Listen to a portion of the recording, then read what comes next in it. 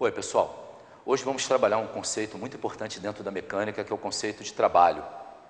É um pouco diferente do trabalho do nosso dia a dia. Entretanto, vamos pegar um exemplo de um halterofilista. O halterofilista, quando ergue o peso, ele está realizando uma força e está desperdiçando energia. Essa energia que ele gasta para elevar o peso durante um determinado intervalo de tempo chama trabalho. Então, o trabalho está associado à energia e, como tal, tem a unidade de energia, que é o joule. Agora, existe uma diferença entre o trabalho de uma força, que na realidade em física, quem realiza trabalho são as forças, e existe uma diferença fundamental entre o trabalho de uma força variável e de uma força constante. Então, vamos olhar aqui. Se a força é constante, o trabalho é dado por essa expressão. É um produto escalar entre o vetor força e o vetor deslocamento.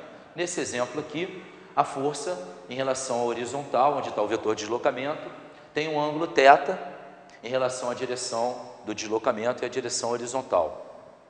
Esse produto escalar de dois vetores, matematicamente, é retratado por essa expressão. É o módulo da força, multiplicado pelo módulo do vetor deslocamento, multiplicado pelo cosseno de θ, que é o ângulo entre eles. Então, para você calcular o trabalho de uma força constante, não basta apenas você olhar se tem força e se tem deslocamento. Você precisa analisar o ângulo entre o vetor força e o vetor deslocamento. De uma maneira geral, as forças cujo ângulo com o vetor deslocamento são 90 graus, são perpendiculares, substituindo o ângulo de 90 graus aqui, cosseno de 90 graus matematicamente é zero. Então, toda vez que a força for perpendicular ao deslocamento, o trabalho é nulo. Vamos ver um exemplo muito simples. O trabalho da força-peso. Um corpo está caindo sob a ação gravitacional, sob a ação do peso, a força gravitacional terrestre, e o deslocamento para baixo. Aplicando a expressão trabalho igual a força vezes deslocamento, cosseno do ângulo entre eles, a força que nós estamos analisando é o peso. O deslocamento que o corpo está realizando está associado a uma altura. E o cosseno do ângulo entre eles, repare que os vetores são paralelos de mesmo sentido, logo o ângulo entre eles é zero. Na matemática, o cosseno do ângulo zero vale 1. Assim, o trabalho do peso, da força-peso na descida, é igual a peso vezes altura. É um trabalho positivo e, como tal, dizemos que todo trabalho positivo é chamado de trabalho motor. Quando o trabalho é negativo, é chamado de trabalho resistente. Alguns exemplos disso, por exemplo, a força de atrito, em alguns casos, trabalho resistente. A própria força-peso, quando você joga um objeto para o alto, a força-peso tem a direção e sentido para baixo e o deslocamento para cima, ângulo de 180 graus, um trabalho resistente.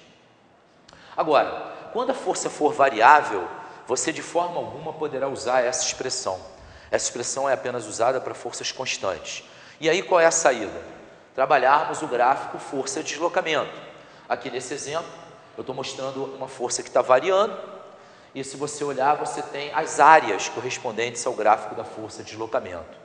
E aí, uma propriedade muito importante desse gráfico é, todo gráfico força-deslocamento, a área determinada pelo gráfico é numericamente igual ao valor do trabalho. Isso você tem que olhar algebricamente. Por exemplo, essa área aqui, ela está num quadrante em que o resultado vai dar positivo. E essa área aqui vai estar num quadrante em que o resultado vai dar negativo. Claro que matematicamente não existe área negativa.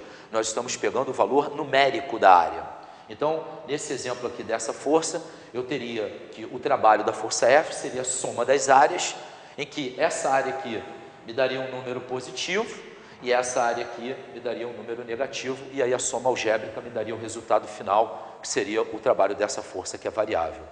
Ok? Então, relembrando, se a força é constante, você pode usar a expressão trabalho da força igual a força vezes deslocamento, cosseno do ângulo entre eles. E se a força é variável, você usa o gráfico força-deslocamento. Então, um exemplo de aplicação de força variável é o trabalho da força elástica. Vamos lembrar? A força elástica é o produto da constante elástica, que é um K, pelo deslocamento sofrido pela mola. Novamente, uma função do primeiro grau, você tem aqui o gráfico é uma reta, para um deslocamento x, a força elástica é kx, e aí a propriedade é que a área é numericamente igual, o valor da área, ao trabalho da força elástica. Então, a área é a área do triângulo, base x, altura kx, me dando então kx² sobre 2, que é a área do triângulo, base vezes altura sobre 2. O trabalho pode ser positivo ou negativo. Ele será positivo toda vez que a mola estiver sendo liberada, voltando para sua posição inicial. E se a mola estiver sendo esticada ou comprimida, a força elástica é contra o deslocamento, retratando um trabalho resistente, portanto negativo. Bom, uma dica importante é quando se trata do trabalho da força-peso. Repare aqui no exemplo, eu tenho 3 corpos de mesma massa que estão submetidos à ação gravitacional através dos seus pesos. Repare que o peso 1 é o produto da massa do primeiro pela aceleração da gravidade, assim como o peso 2 e o peso 3. Como as massas são iguais, os pesos são iguais. Aplicando a expressão do trabalho, já que o peso é uma força constante, o trabalho do peso 1 é peso 1 vezes altura. O trabalho do 2, peso 2 vezes altura. E o trabalho do 3, peso 3 vezes altura. Como os pesos são iguais, os trabalhos serão iguais. Repare que não depende do caminho realizado pelos corpos. O primeiro corpo cai vertical, o segundo cai numa diagonal, numa rampa, e o terceiro cai como se fosse um tobogã. Claro que o tempo de queda deles não é o mesmo.